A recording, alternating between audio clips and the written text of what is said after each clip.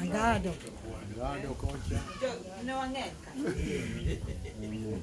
Koro ma mokwongo we agonu erokamano.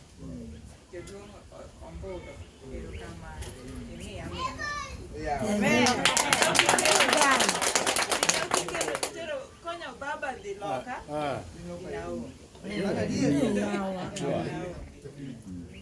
Ero kamano jodongo mane ka.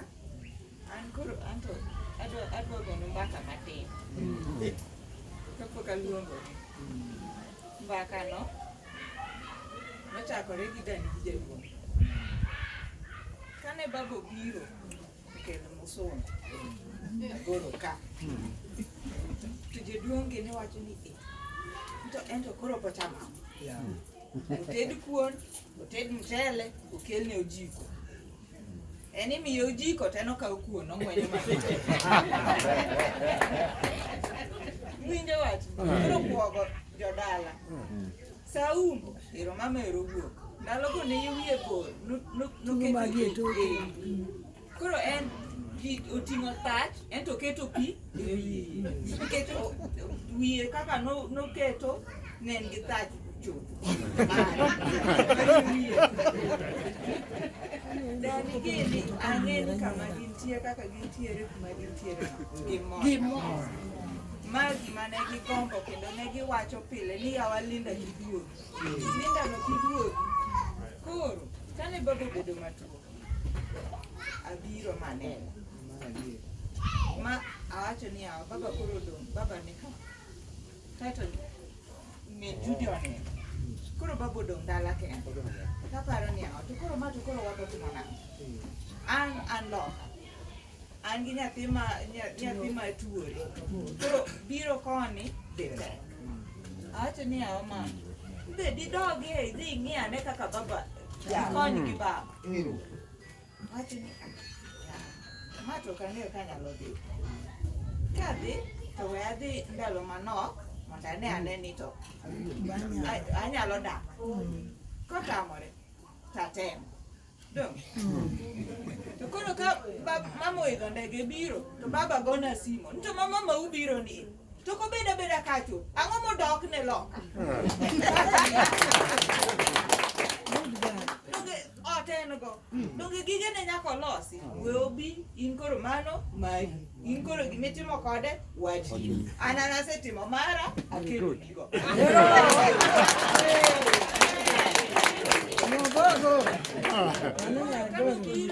Gichako wuoyo. Makoro bedo maber mama mowacho ni an makoro mae dalawa. Ting'eni higni mane mama ni loka no. Higni go te.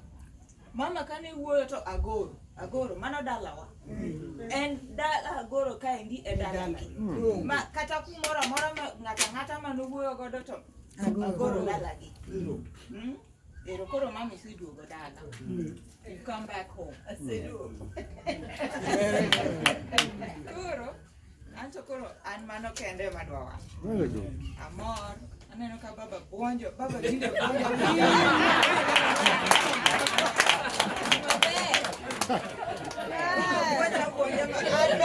pok naneno kaka buonjo.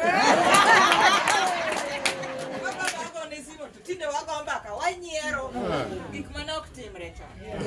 Gima mor go kabisa. Koro an adwa maluongo mama mondo obi owuo nikech en ang'e ni en ema koro gokelo baba mondo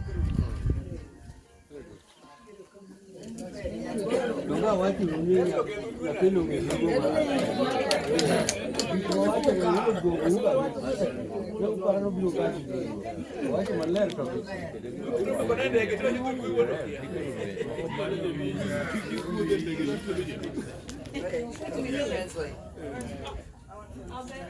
I may not understand all of it, but I understand one thing. Philip. I understand your hearts. Okay. And I appreciate those hearts. I said, I may not understand everything, but I understand the heart. Mama wacho ni kata ok owinji to oneno hera ma un godo.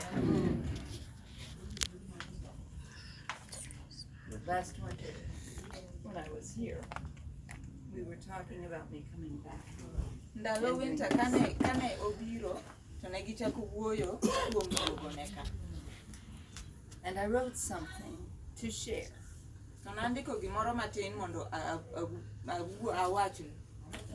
Many of you know me as the Mzungu. Ng'enyu ong'eya ka misungu. Ano Mzungu Anjulu Maracha. Anjulu Maracha Ganus.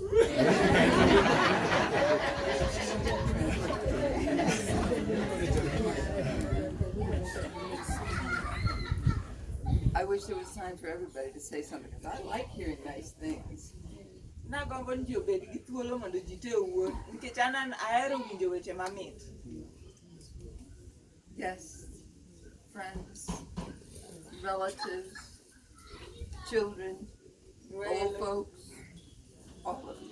Welo, osiepe. Erokamano mabiro. As Donnie would have said, wo lo lo lo lo. What a day. The best day of my life was the day that Jesus accepted my asking him to come into my heart. Chieng' maduong' kuoma en chieng' mane Nyasaye odonjo e chunya. I've had lots of good days. Asebedo gi ndalo mang'eny maber.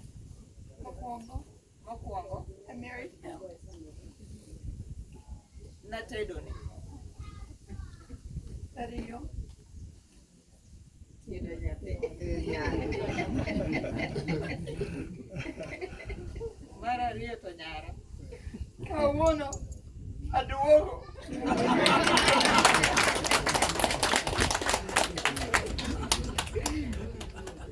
I'm old and I've had many wonderful days. Aseti kendo asebedo gi ndalo mang'eny